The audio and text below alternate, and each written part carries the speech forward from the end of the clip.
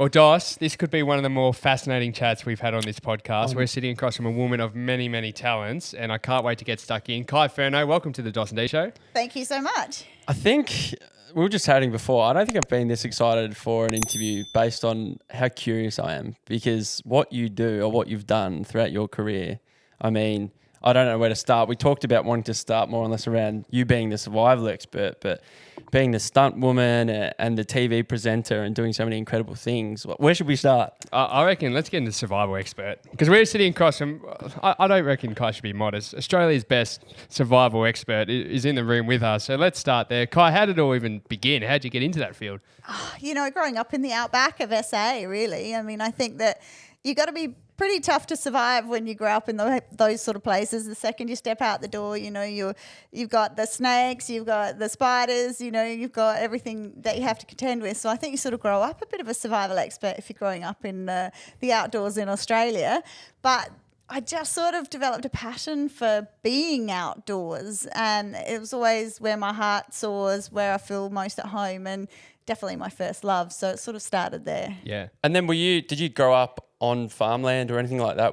I know you say you're outdoors, but like the attraction to wanting to, I guess, find a way to be on your own and stand on your own doing the shows and things that you've done, like where does that come from? Like, how does an opportunity like that arise? Or is it a challenge that you go to yourself at a young age? I want to try and learn to do this without having access to ABC. And where does that even begin? It's pretty... Yeah, I mean, it's a really good question, because, I mean, I quite often question it myself. I think I've got a really stubborn personality, and I think I really like to see how far to push things. So when I'm like, well, I could go out without a tent, I'm like, what else could I go out without? And eventually you go out with nothing, and then you have all those sort of challenges. And honestly, I think it's part the mind over matter. I love problem solving. I love being out there and just being flexible to do or be anything without the rigidity of being, okay, well, I have to sleep in a tent. I'm like, wow, what if I sleep in this hollow log? I like the experimentation of it. I like the freedom of it. And, I'm a raging introvert. So I kind of there's no people there. Awesome. Isolation. Yeah. Yeah, I can manage people, and obviously the careers I've chosen have been what extroverts would probably choose, but my favorite time is just being alone in the middle of the bush with nothing. So, yeah. Yeah, wow. Do you have any early memories of perhaps where you actually made the decision to go and do something like that? So you spoke about, okay, well, sleeping in a tent versus sleeping in a hollow log. Do you remember the first time you perhaps went, outside of that square? Well, I mean, I was a bit of a dork in school, I think. Really? We were, a friend and I would just build cubby houses everywhere, and it sounds really strange, but people off on the weekends probably drinking and smoking when they were 13, 14, and we were just let's see if we could build a cubby here. And then eventually we just sort of slept in them. We made palaces out in the pine forests, and so I mean, I think I loved doing it from that age. But then I was an outdoor guide for a lot of years, so I had the gear, and I probably wouldn't have thought about going out with nothing until after stunts. Once I was sort of looking at getting out of stunt work, I was looking at more extreme interactions with the outdoors, and I sort of just headed off across the Sierra Nevadas with a pocket knife, 100 miles, just from, west to east to see what would happen. Wow. So I guess if the stunts are first, does that intrigue to want to now go out and go solo in that isolation, I guess, wherever you are? Does that come from the risk and probably the physical toll that stunt doubling did? Does that make you all of a sudden go, well, if I can do that, well, I think I'll be fine going out into the wilderness all the while by myself with limited, things to survive? Does it come from that? I mean, I think the ability to face your fears definitely got heightened through doing stunts. I was outdoors was my first love, then stunts sort of came in the middle, but the extreme survival came after stunts for sure. And it is this, I have this constant debate with my dad, because my dad's like, of course you're scared of stuff. And I'm like, but I'm not anymore. And I think either my adrenals just fired far too many times and my body's like, there is no adrenaline left here, or I just feel pretty calm when I'm in a situation that probably a lot of people would be fearful of. Yep. And that definitely was a mindset I developed through stunts. So you just mentioned extreme survival. So how do you even define what that even means? Because to me, I mean, just survival in our eyes as two city boys is extreme survival. I don't know what's going like through my head. When you leave the esky behind, I don't know. Yeah, exactly right. So Exactly right. extreme survival, what does that actually mean? And can you give us or give the listeners a bit of a perspective of understanding what that entails? I mean, for me, it's just going out with a knife instead of all the other equipment. Okay. So Totally self-reliant. Yeah. So your basic needs are your food, fire, water, shelter in a survival situation, and I believe that with a blade you can basically get by with all the others creating them out there. So hunting your own food and making your own shelter, creating fire by, friction if you need to, and sort of working along those lines, but a knife being your main tool. So what's the longest period of time you've been out in this environment, this extreme survival environment? 21 days. Okay. Yeah. So that was basically, I don't know if you know the TV show Naked and Afraid. Yeah, we're definitely going to bring this up. So I'm glad you're bringing this up now.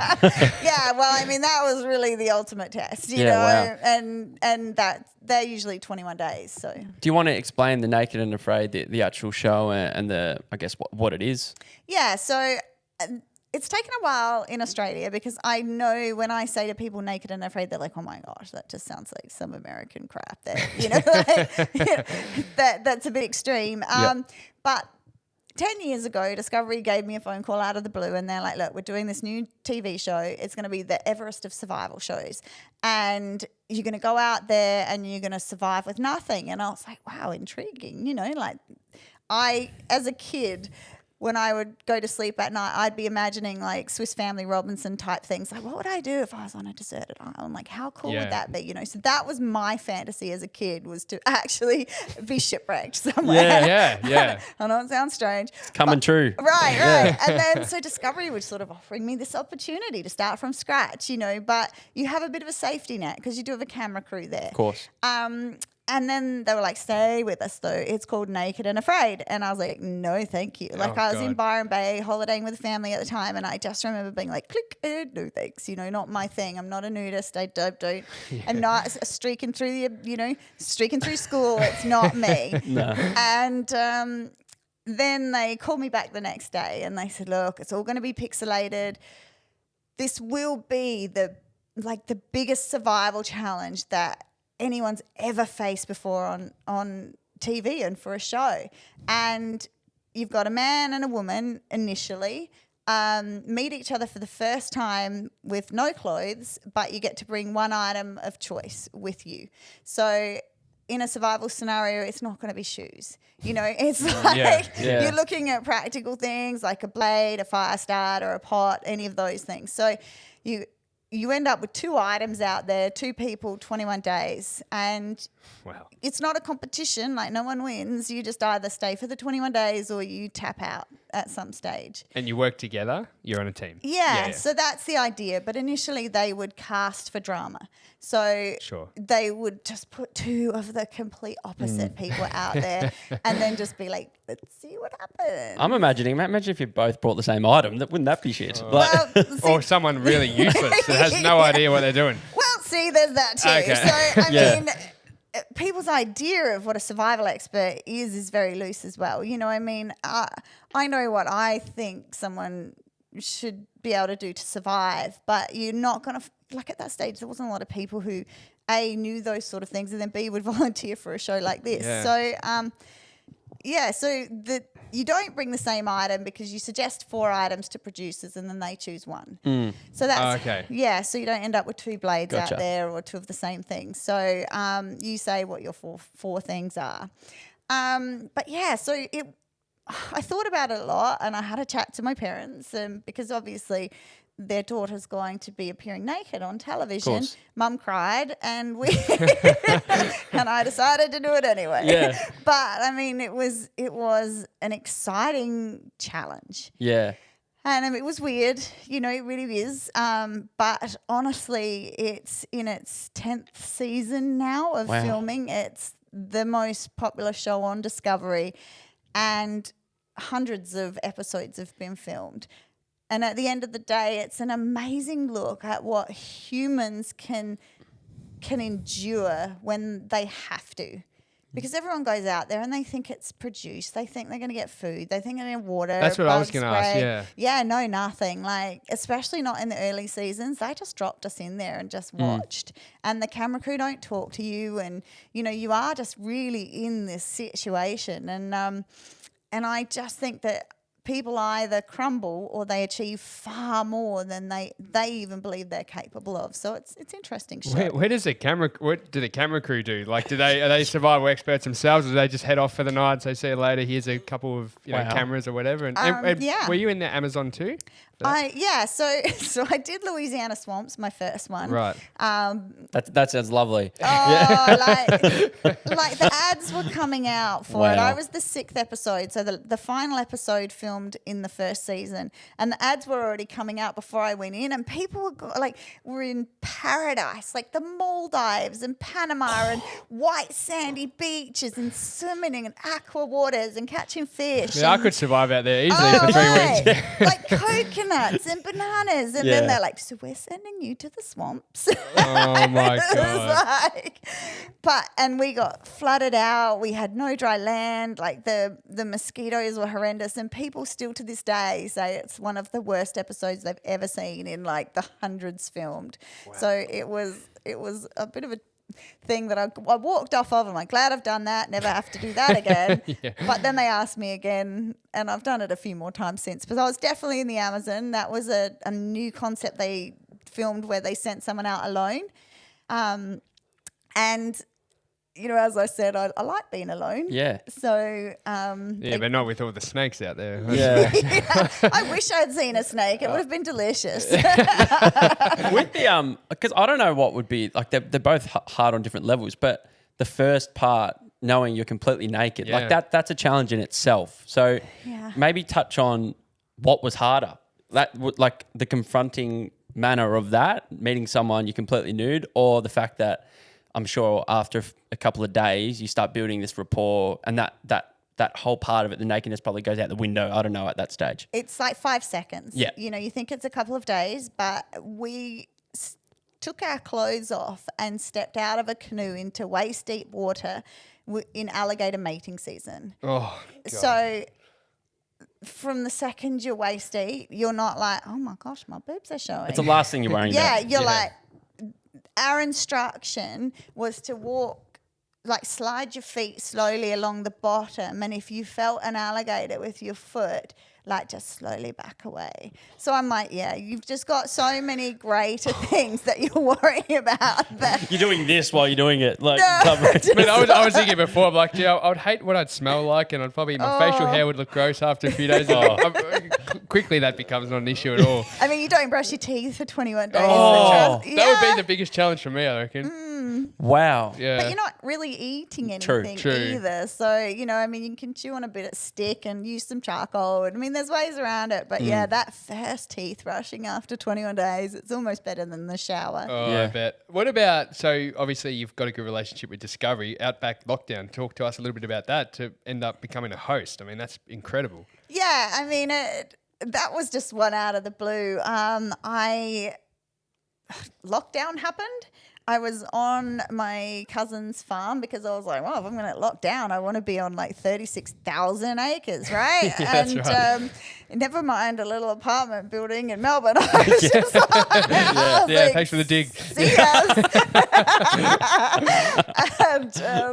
And I just had happened to have a production meeting scheduled with a company, Essential Media, I think it was at the time. And then I was late to the meeting because we were skinning a goat for dinner. It's just a different world, isn't it? Right.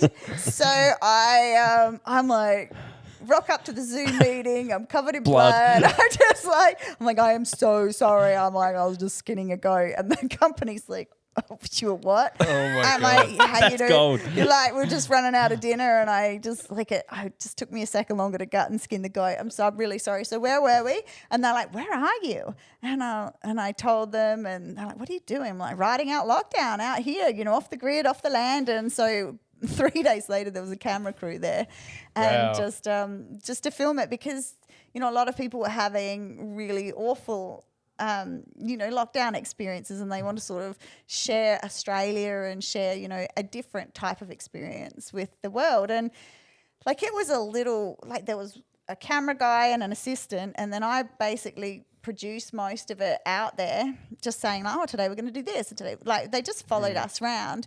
And it was only meant to hit Australia, and the next second it was like Discovery North America, South America, Netflix UK, like 20 countries in Asia. And It's amazing. Then, 7 mate and NITV here. It just went huge. So it was fun. I got to be myself for the first time. yeah. And, like, on Naked and Afraid, they just want to make it seem miserable. Yeah. So you miss me being like, that's really cool. Like, Yeah. oh my God, look at that. And the lightning's coming down and the rain's pouring down. And I'm like, who gets to do this? This is amazing, So my natural personality is to joke around a lot and to have fun with it and to make the most out of the really awful situations. But they never show it. They just get it when I'm thinking, and they're like, Kai was miserable in the swamps. yeah. And I'm like thinking about like dinner or something. Oh, Kai's had a really bad day. So, I liked that about Outback Lockdown. You mentioned like the, I guess those 4 or 5 key fundamentals when it comes to survival. Would you be open to sharing? Just say you get dropped off in a helicopter in the middle of the Amazon, and can you talk us through what are throughout maybe that day? What are the key?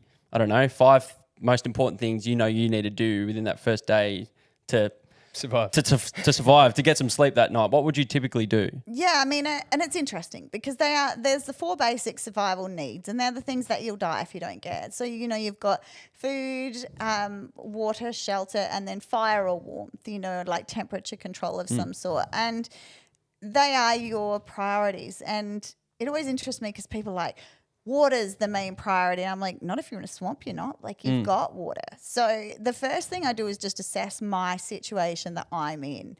Like, if I'm in a desert, then, maybe heat's not going to be an issue unless it's one of those deserts that gets freezing overnight, So you can survive 3 hours in really extreme temperatures, whether it's extreme cold or extreme heat. So that's the first thing you look at. You're like, am I in an extremely cold environment? Am I in an extremely hot environment?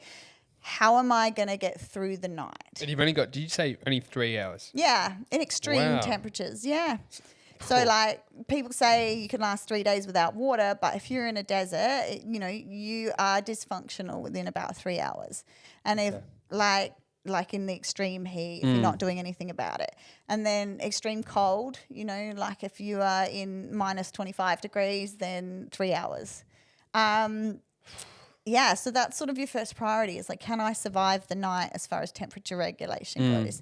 So I'm going to be looking at my shelter. Do I need a fire? Can I make a fire? And if I decide it's like the temperature's mild enough that I could probably get through the night, my next priority in line, water is 3 days, but in a really hot place, a day. Okay. So I'm looking at my water. Do I need to process it? Can I get access to it?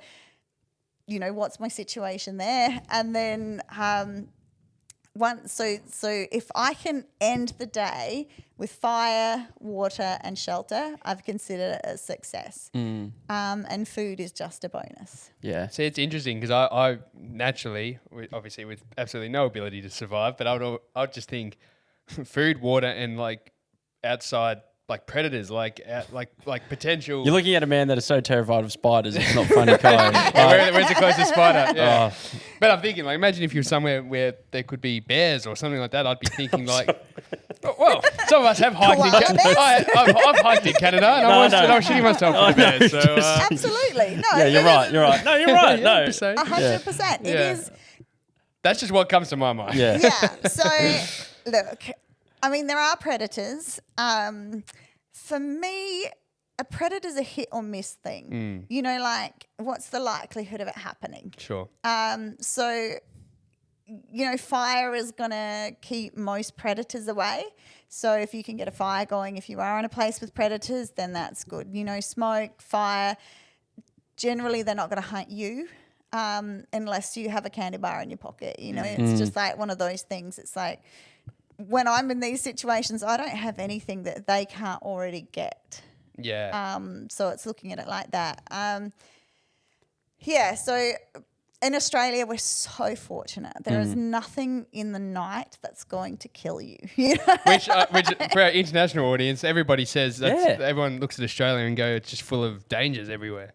But as you say, like, okay, I've got a snake, which if it hears me coming, it's going to get out of the way. Like, there's science that proves that snakes generally only bite if pain is inflicted to them. Like, if you stand on them, if you threaten them in some way. So bears, on the other hand, teeth, claws, like they want that lolly in your pocket, you know what I mean? So for me, I've always laughed when people say, oh, you've got all these really bad things in Australia. I'm like, you have bears, mountain lions, They scare the shit out of me, those bears, Yeah.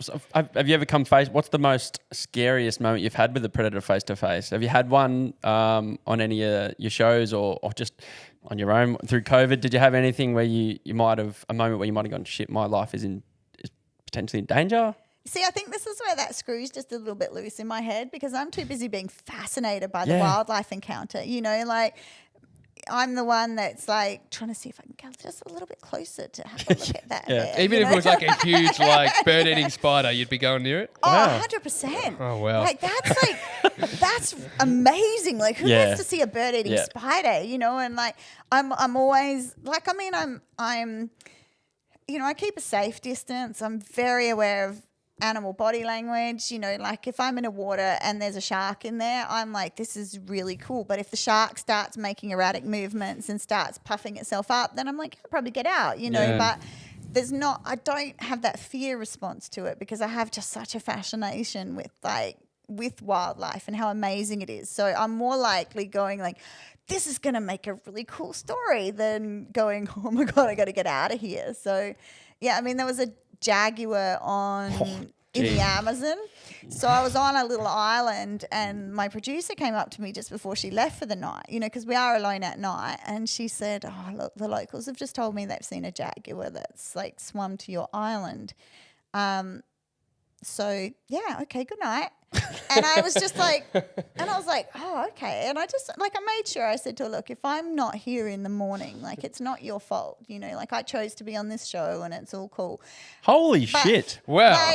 But then in the middle of the night, it's like walking around my camp and it looks like I yell at it, but I don't. I'm just like quiet and curious, but I've got a fire. I don't know. I'm kind of like, oh, is that the jaguar? Yeah, you want to see it. Yeah. So I don't know. I know it's just the way my brain's just wired a bit differently, I think. In regards to food, it's really interesting. Are you a believer in maybe everyday life? Are you a believer in fasting? Like from what you've said, 21? How many days without food can you go? 21 days. 21 days. Yeah. So do you typically, everyday life, do you eat 3 meals a day? Oh, hell yeah. You do? Okay, so there you go. But I think I've messed my body up a little bit having done these shows because I do have a little bit of a panic mechanism. If I can get access to food, I do, and then I don't feed myself. My body starts going, are you doing another one of these challenges? Do we need to start thinking about holding on to some of this food? Yeah. And but then when I'm in the challenge, my body doesn't get hungry at all. I've got this little switch in my brain that goes, oh, this is what we're doing now. So I don't talk about food. I don't think about food. I don't worry about it. I just get on with what I need to do. And I'm setting traps. I'm fishing if I can. I'm doing everything I can to get food. But my body's expectation is that it won't happen. So I just get on with it. So you've sort of mentioned some of the key elements you should do if you're ever in one of these situations. But say Dawson D, like us two, we get put out into the wilderness for a little while. What are some of the common errors people make that could literally be life or death that you see? You might hear a news story and you go, well, that was a simple error somebody made because they were naive. What would be errors that the naive person would tend to make? Well, the first thing that people don't do is prepare well enough. If you decide to go out into the bush, you got to let someone know. you know, and that itself would save, I don't know, like a quarter of the people going out, because they don't get missed until it's too late. Okay. So, you know, that's an important thing. The other thing is you should take more water than you need. Like quite often on hikes, I'm out for a day hike and someone's walking along on these like hot days and they start to get stumbly and they haven't brought any water. So just bring more water. Yeah. But I guess another common mistake is to panic, and the first thing you should do is just stop. Like just take a second, assess the situation, you know, because most people's response is panic. And you just, that first decision you make can define the rest of your experience out there. So just take a second, you know, have a look at around you, assess your situation before you start making decisions. Like it's funny because I wrote this massive survival book, and the beginning of the book, I'm like, I cannot tell you what to do in your situation. Of course. But here's what I would do. So I don't know, like it's, yeah. But stopping and assessing your situation is probably the first thing. It makes me think because I'm not a huge fan of it, but I have watched seasons in the past. But Survivor, right? The show Survivor. Have you ever watched the show or even been contacted by the show? Because you could be a producer on that thing. Oh, here's an easy 50 grand. Yeah. No, because I'm not very political. So you'll notice that it's not always the person who's physical that survives. You know, as soon as, I mean, I've not watched a full season or anything, but I've seen little bits and pieces. And as soon as someone comes out as a strong physical contender, the rest of those ones that can't do anything are like, let's get rid of them. Exactly. Yeah. So I just think that I'd be voted off pretty quickly. But I get asked, like probably, I'd say every year or so they come and they ask, and we get through to the interview stage, and then they're like, ooh, like, because I hate bullying. I'm not very good at lying to people, and I'm really good at surviving. So I just think like they don't want someone like that out there. Yeah.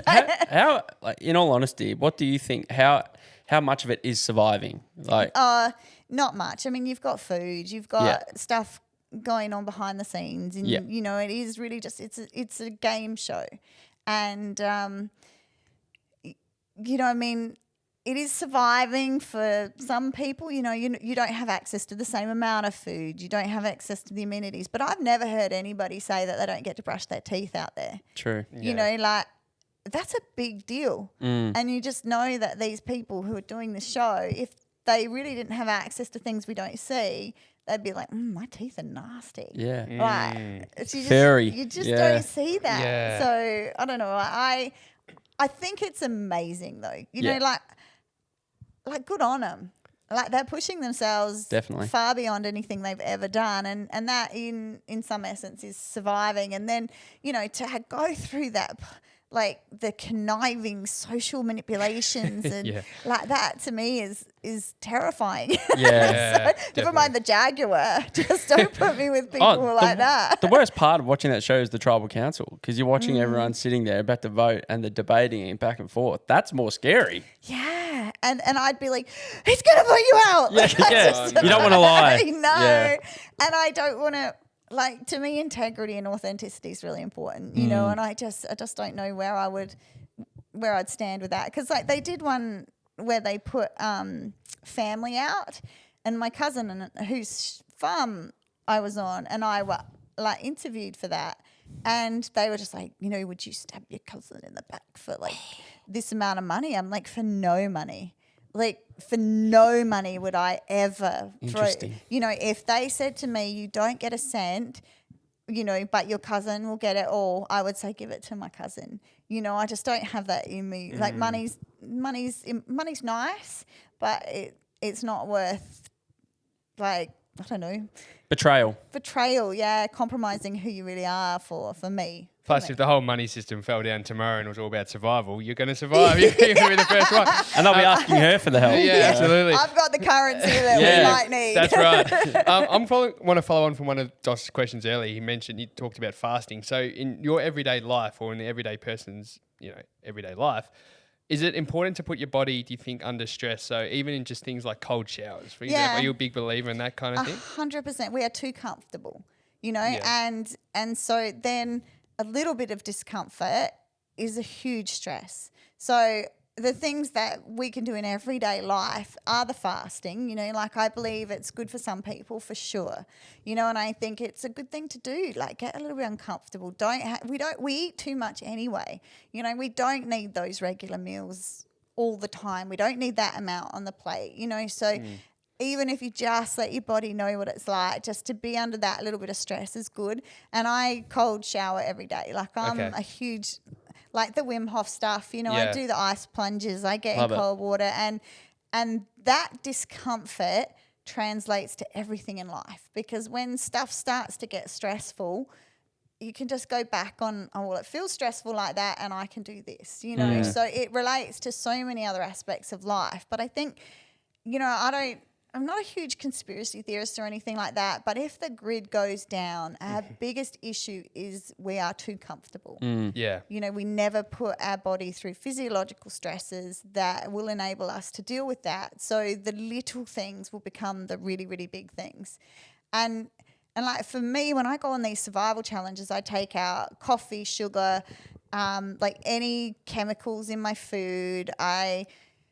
People pack on weight, but I go like take my calories down. I do everything I can so that when I'm in that survival situation, I'm focused on survival. I'm not focused on the discomfort of anything else. Sure.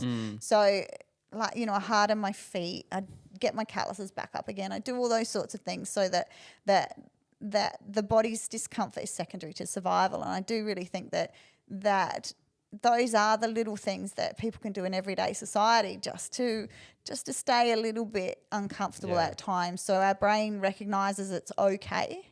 You know, it's okay to be uncomfortable. Yeah.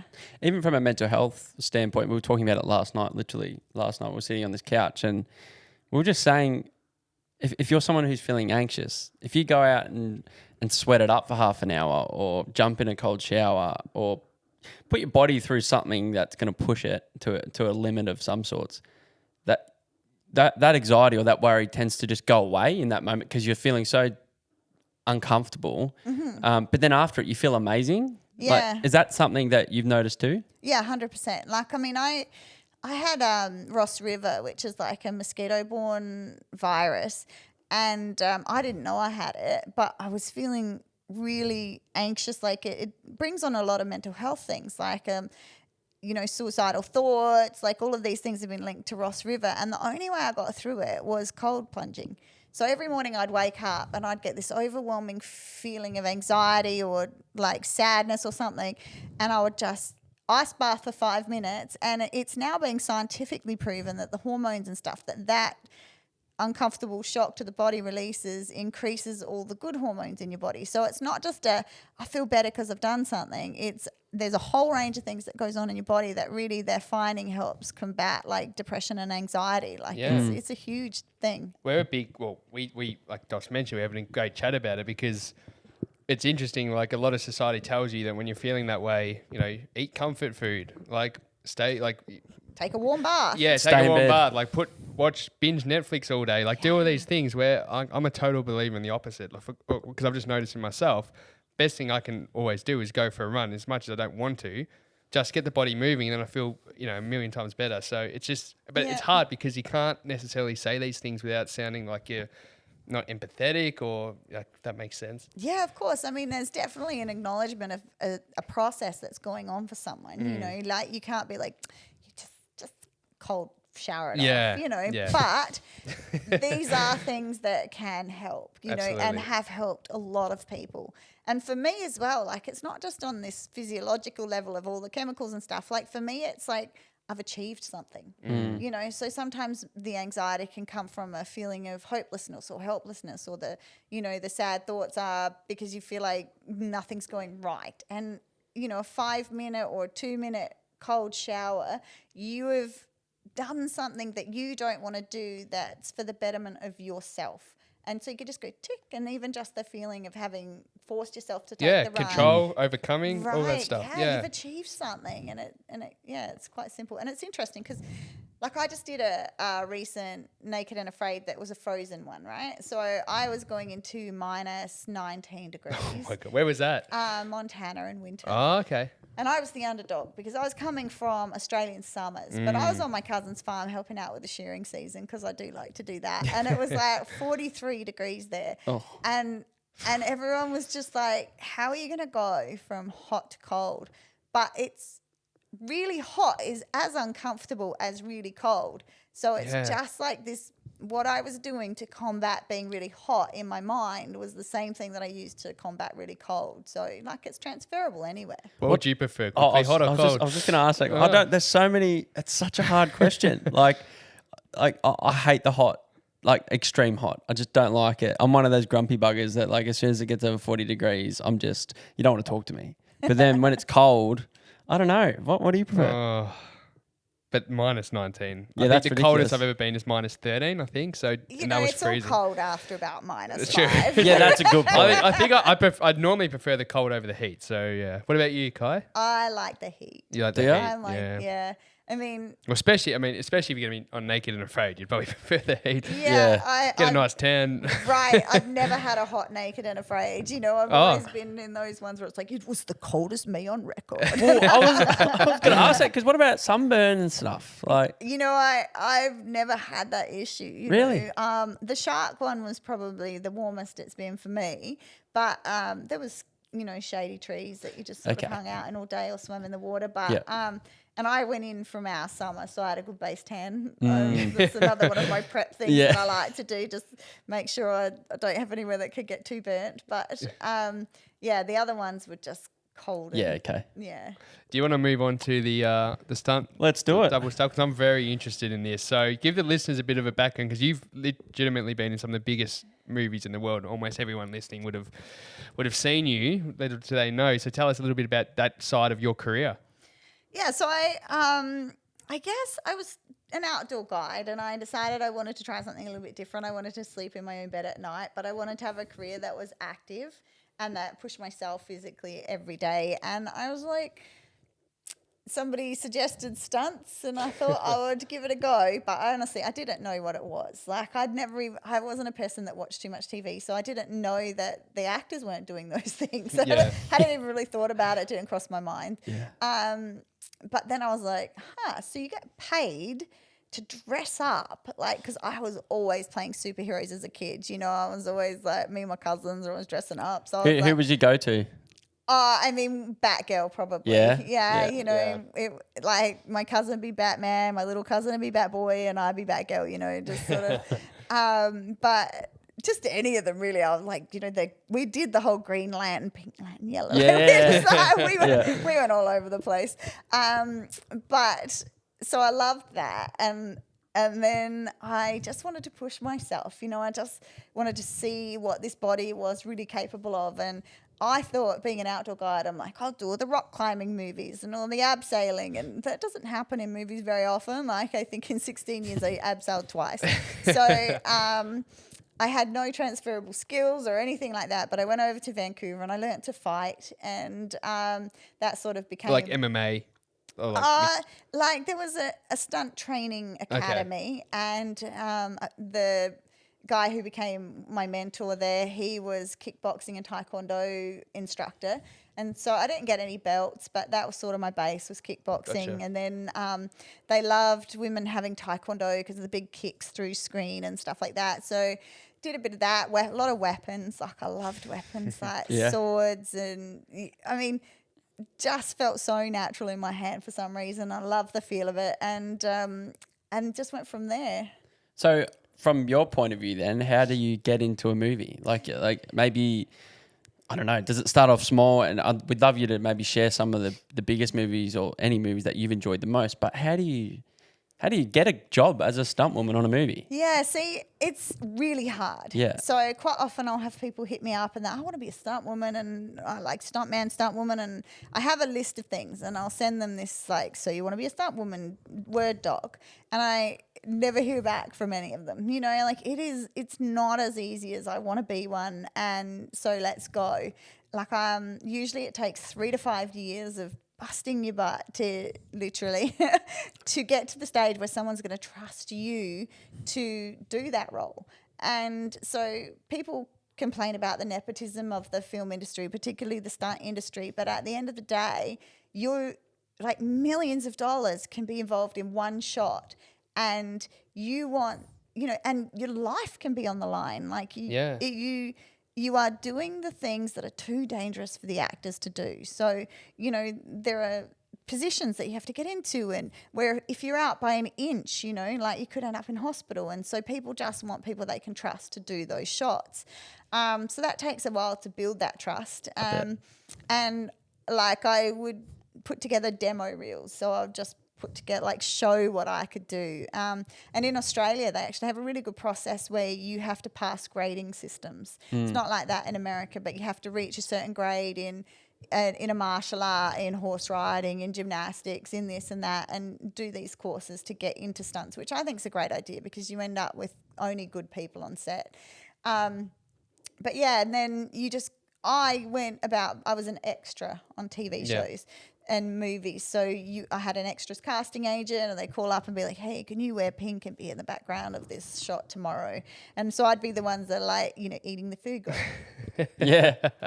All that fake conversation. Yeah, the fake chat. Yeah. I always wonder that. I'm like, gee, that must be awkward. Oh, it is. It's so awkward. And I love watching background performance now because like an explosion will happen and they're so busy pretending to talk that they don't even there's not even it's just sort of my funnest things to watch them, but because I used to be one. Yeah. And then you get no one. So like I would give my headshot and resume to the stunt coordinator and be like, hey, I've been training with this, and can you, and you just sort of build up a network of people who've seen that you can maybe do stuff on a demo, and then eventually, like for me, my headshot got put in front of a director of a TV show called Dead Like Me. He was looking for a bride for someone to fall on top of and kill, and he liked my look. So that was sort of my first break, was that. And then it's your height and your skill set, and how much you look like an actress, really. So my next jobs were all sort of fighting, because I was the only 5'8" girl in Vancouver at the time that really focused on martial arts. Yeah. So Okay. I got to fight Kevin Sorbo, who was Hercules. Wow. on my like second movie, like second TV thing ever. Wow. That's insane. Yeah, that was pretty cool. And then like close after that, Sharon Stone on Catwoman needed a stunt double, a second unit one, and I just got onto that, which was great. Yeah, So, wow. like you just mentioned Sharon Stone, and obviously there's Anne Hathaway and Jennifer Garner and all these other like big Hollywood names. Do you build any kind of relationship with them, and do they end up saying like, this is the person that I want to work with in future, or do you have any relationship there, or is it all just with directors? That's the goal, and depending on the star, they do have some kind of clout. Like you can get written into someone's contract. The thing, Jennifer Garner, she was so lovely. And like she'd heard that there was someone called Kai who was doing her stunts. And my first interaction with her, she's like, oh my gosh, you're Kai. I'm like, so amazing to finally meet you. Wow. And I'm like, Jennifer Garner thinks it's amazing to meet me. So they are lovely. But she had her usual double that worked with her on Alias and stuff. Okay. So I was just sort of a backup there that was doing a lot of the rehearsals and things. And then, Jamie Alexander, I worked with her for 10 years. So she was probably the main one that I sort of followed through her career. She was Lady Sif on Thor. Yep. And we did an Arnold Schwarzenegger movie together, which was pretty cool. And ended up on Blind Spot, which was a TV show on NBC. So did a fair bit with her. And I mean, other girls would request me when they came to town and did little bits and pieces here. So there's some I worked regularly for, and others were just bits and pieces here and there. Do you look back at like some of those films and just kind of pinch yourself still and kind of can't believe that you were in those? Yeah, I mean, it feels like someone else's life. You know? Like it feels like I've watched a movie about a girl who did stunts in those movies. For example, X-Men. I'm just like, that's a huge movie. Yeah, and I mean, Hugh Jackman and I I spent maybe 2 months working on that. Yeah. And I got to fight Hugh Jackman, right? But it didn't make it into the actual fight scene itself. So I had this big moment, and we spent like weeks filming it. You know, like I had to jump on his back at one stage, and they did all these close-ups of me biting his neck, and it was like, wow. I know, right? Yeah, that's not bad on the resume. I know, but then and I go to the movie, and I'm watching, and like the scene goes by, and I'm like, oh. Oh, no. Yeah, it's just so sad. But What was he like? He was so lovely. Yeah. So... You only hear that about him, don't you? Yeah. Yeah, and, he knew all the stunt performers' names. And, like, on that scene that I did with him, we started off with about 10 of us, but built up to about 60 and then went back down to 10 over the series of the sequence. And he would just know everybody. So nice to everyone. And then, I was often put in charge of his safety, like he's on lines and stuff, and I would just hold them and chat to him.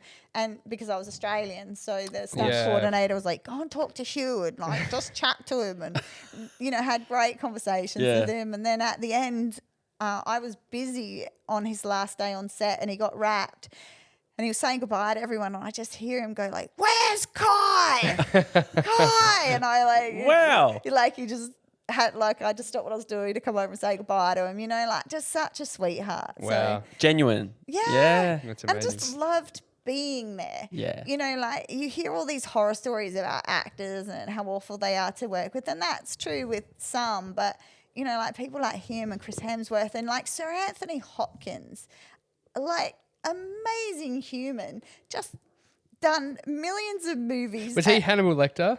Yeah. Yeah, that's all I think of when I hear that name. Yeah, so he was also Odin on Thor, right? And so he's got this scene where he's sitting on a horse and the horse is rearing and he's like telling Chris off, and it's a fake horse, but we're all there like making sure he doesn't fall off his fake horse. And he was like, isn't this fun? This is just a fun day, isn't it? He's just like, you're a sir because of your acting ability, and you're sitting on a horse pretending to be Odin, and you're super stoked. Like, it was awesome. Because I wasn't sure if it was separate filming in terms of doing the stunts, like if that's prior to the movie or after the dialogue's done or anything like that. So it's all done around the same time. Everyone works together. Yeah, so there's 2 units on those big action movies. So you'll often hear second unit director.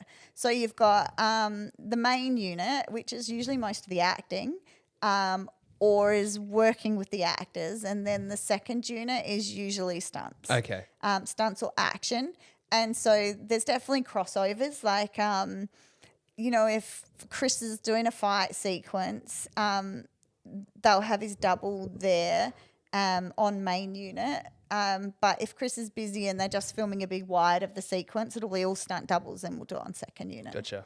Ever had a day or multiple days when you wake up the next day and your body's just absolutely so sore that you can't get out of bed or anything like that? For like 16 years. I wasn't sure. Every day. I think I had whiplash for about 4 years there. Women have little necks, right? We're not really. So anytime we do any of these big, you just, I swear I don't know, probably a couple of years after retiring from stunts, I got out of bed one day and I was like, man, is that what it feels like to not hurt? Yeah. What is probably the craziest maybe stunt you ever did, or something where it was costly in terms of your body, and I guess do you still take that toll on now, I guess? Well, diet and cold plunges, I swear it's kept me going. 16 years in stunts, I should be smashed. And I don't have arthritis. I've broken lots of bones. I've torn things off. I've had my hamstring screwed back on again. It's and I have nothing. I smashed this shoulder out of place, smashed a big chip out of it, did the same stunt 6 more times on that shoulder. Like, I shouldn't be able to move, but like a healthy I don't know, healthy living plus cold plunges and diet, I'm like 100% fine. I'm like, anyone keep up with me. But Says a lot. Yeah, Yeah. absolutely. Like, it's incredible the condition you're in. Like, after doing 16 years of that, like the fact you're not walking around with a screwy knee and hip and Or in a wheelchair. Right. wheelchair, yeah. Right. And I like apparently I've got no cartilage left in either knee, but I never have knee issues. Weird. Like it's just I don't know. And I do think it is the lifestyle thing, but yeah, it's you know, I got a reputation as being a person who could take a hard hit too and get back up again. And that's really not the reputation you want in the stunt industry. So wow. I'm like, oh, like, so there's stunts where people are sitting at a table and a car sort of drives crazy past and you see people get up and go, oh, like, ooh. And, That's a stunt. oh, yeah, 100%. If you've got a car out of control in a street, Yeah. every person on that street near that is a stunt performer. You know, Oh, right. Okay. yeah, and if you've got someone crashing through a building and there's people dodging out of the way of debris, stunts. You know, Yeah. like the stuff is like so much stuff is It's stunts. not just, you know, jumping off buildings and smashing through glass. yeah, Yeah, because I thought there might just be, say, let's say less than 5 because of all the lead characters, but obviously there could be more than that on the set. Oh, you know, like those big movies, you can have 100 people there at once. Wow. You know, then they're all stunt performers. It's, you know, if there is a fraction of a chance of anyone getting hurt, they have to be a stunt performer. So even if there's debris flying like 10 meters away and there's no way that anyone's going to get hit, it will be a stunt performer in between. Right. So those stunts never went to me. I was the one smashing through the glass. Yeah. I was the one being hit by the car that was like driving crazy down Oh the street. my You're God. not watching the car, you're getting hit by it. Yeah. Like even to the point, like one stunt day I had, like on the script, the character I was doubling just ducks out of the way of this like this arm of something that sweeps across and knocks someone off a ship and into the water. And by the time I get to set, they've rewritten it, and I'm the bloody character getting knocked off the ship. Oh, no. I'm just like, the one day I could have had it. It's just like... That's crazy. So, yeah, so I think I'm really fortunate to, you know, to have recovered the way I have for sure. I have to ask, in that list of movies when we were looking at it, one of my favourite movies is White Chicks. Oh, really? I love White Chicks. Yeah. So where were you in that movie? I was doubling one of the 3 socialite girls. Yeah. So I thought that. Yeah. Yeah, so she was the one that ended up being on Dexter. I Okay. can't remember her name, but she's sort of one of those girls. And then I was also in the crowd at the thing where all the girls slipped off the runway. The fashion show. Yeah, the fashion show where they slip. I know what Josh is watching tonight with the missus. Yeah, I'll be trying to find you. I love that movie. Yeah, that one and Snakes on a Plane are 2 that Oh, yeah. people sort of go, I love Snakes on a Plane. I'm like, yeah, I was on that one. Yeah, I remember seeing that in the movies. Well, for anybody listening, they should literally go to your Wikipedia and just look up the list of movies because it's incredible. Like the movies are just huge. Like and there was Scooby Doo in there too. Great movie. Caught our eye as well, and some good. Tell us a little bit about what you're doing now. You're an author, 4-time author. Is that correct? Or is it even more now? 5. I think it's 5. Lost count. I should, yeah. No, it's 5. They just keep coming out. I don't know.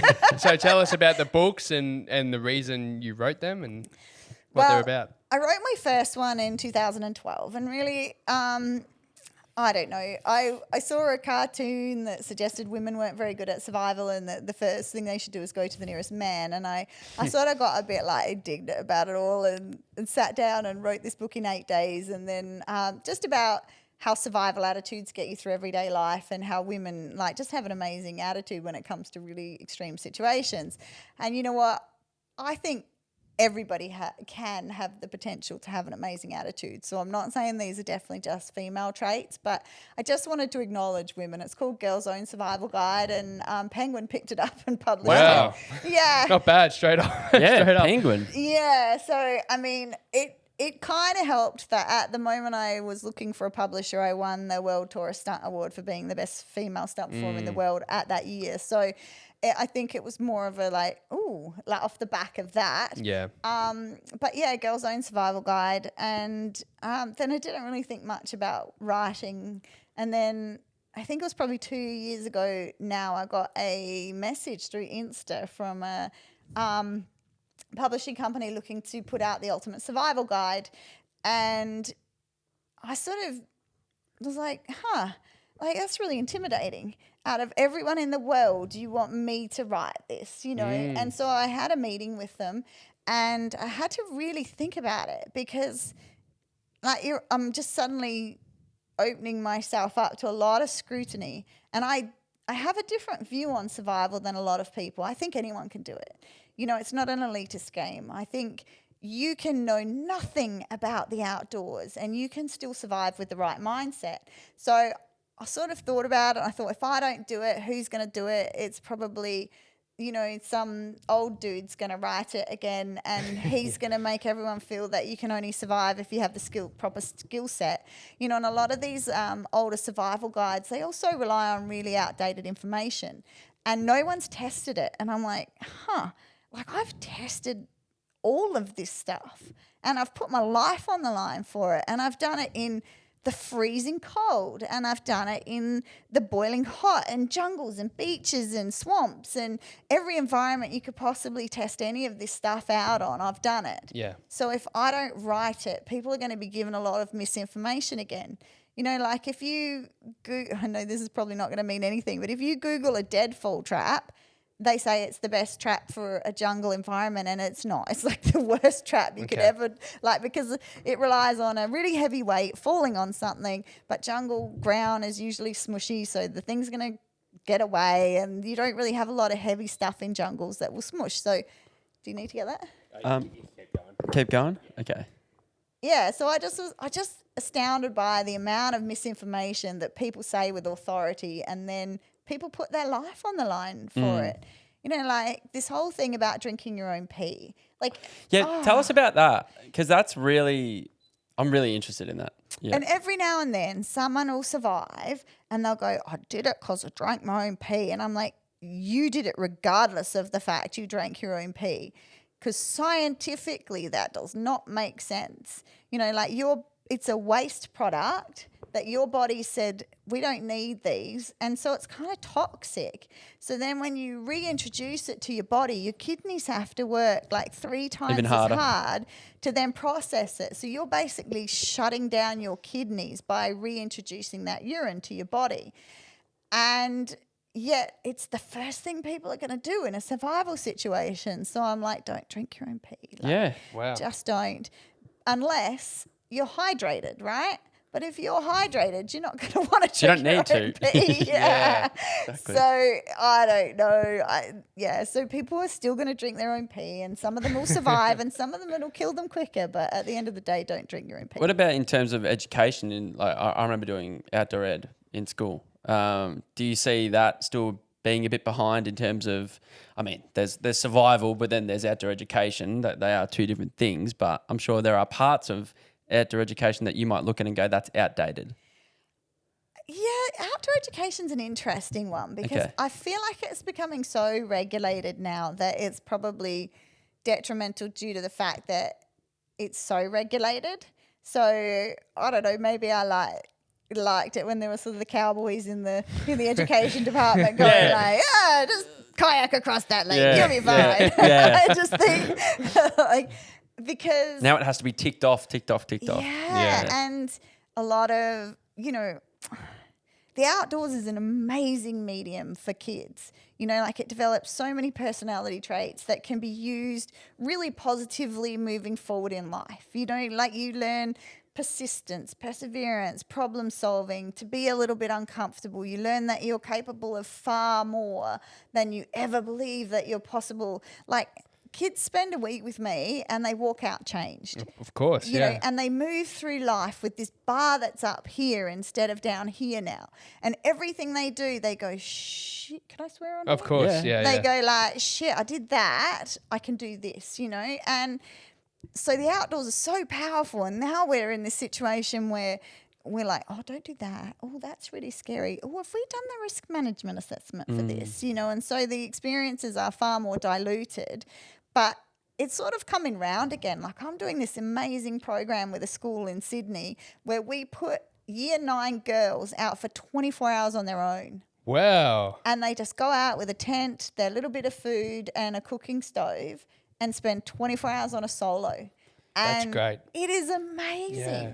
Like, and I love the guy that I work with for that, because I think he's breaking ground there. Like, it's really going back to these, you know, and a lot of schools are like, oh, that's really risky, but it's not. We've made it super safe, but the kids don't know that. There's perceived risk, so it allows them to still have this growth. So It's really important because, like, I even think about when we were growing up and, like, as kids, like, I think about even just my backyard. If I pictured my backyard, I'm like, if you look at risk management, there was just danger everywhere. We had this trampoline that had, like, no foam around it. Like, Springs missing. Springs missing. You'd smack your head and, like... right, and who hasn't fallen down the spring? That's right. But, like, I remember every single... As a kid, like, I just always had cuts on my legs, cuts on my hands. And, like, now it's, like, it's so, like...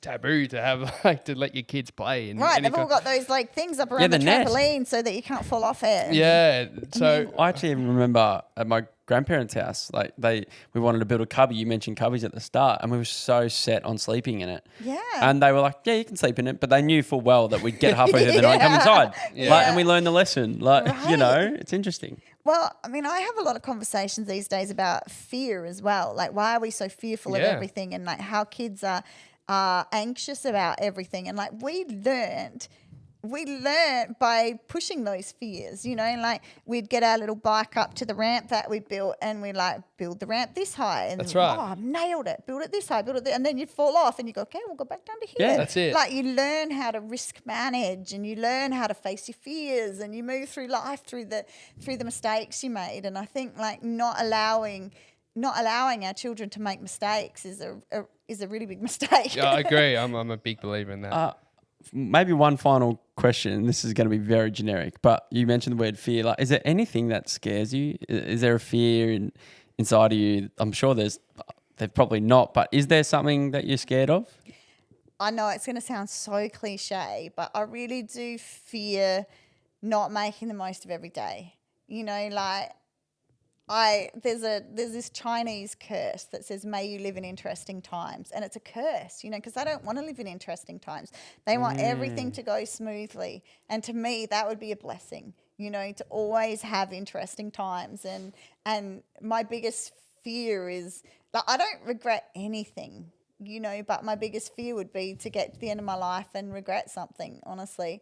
So people sort of say to me, like, you've done so much and how do you you still do so much. And I'm like, yeah, because like I don't want to regret anything. You know, I want to say yes more than I want to say no.